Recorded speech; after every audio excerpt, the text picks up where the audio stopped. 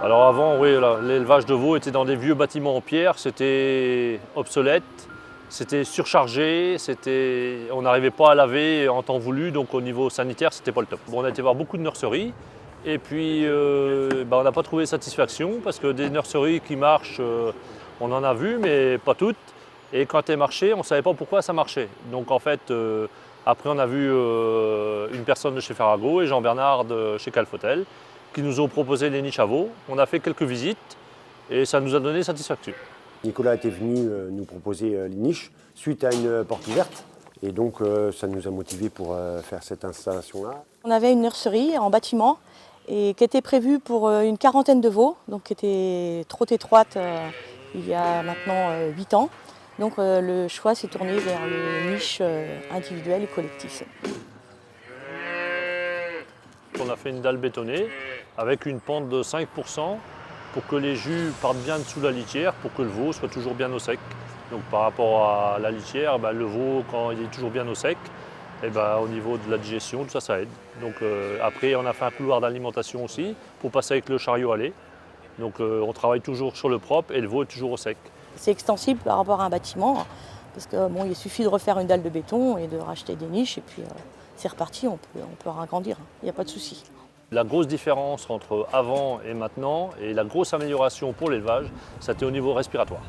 Donc on vaccine toujours au niveau du respiratoire, mais on utilise beaucoup moins d'antibiotiques.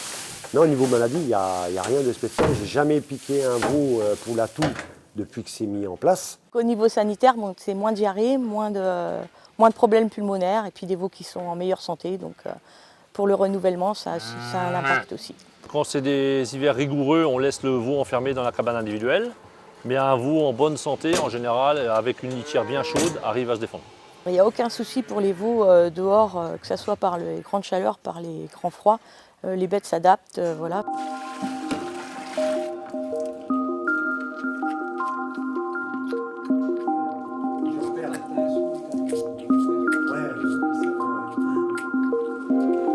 Tous les petits veaux sont au milk bar.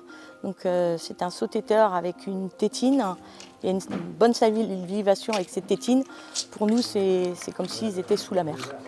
Chaque tétine est remplacée à chaque veau. Ils sont bien habitués aux sautétines, donc la succion entre veaux ne se fait presque pas, ou pas du tout. Les problèmes de succion chez nous, on en avait auparavant, puisqu'on est en race montbéliarde, donc c'est une race qui a tendance à se sucer beaucoup après les buvets. Et donc du coup, là, nous, depuis qu'on utilise le milk bar, on n'a pas remis une seule antitête. Donc ça fait 8 ans, on n'a pas remis une seule antitête sur les femelles.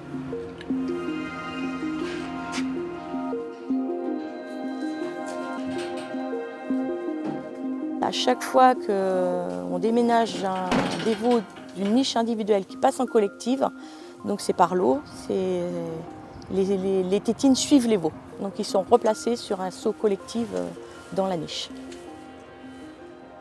Quand il y a un veau qui part, la niche elle est nettoyée, à chaque fois elle est lavée au Karcher, et puis ensuite elle est désinfectée puis remise à sa place à chaque départ de veau. Je passe d'abord au canon à mousse avec un détergent.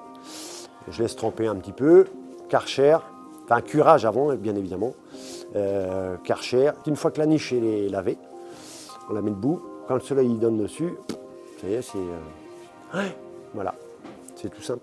Nous, on estime qu'on est beaucoup plus rigoureux qu'auparavant en bâtiment. La désinfection est faite qu'auparavant en bâtiment, c'était pas forcément toujours fait.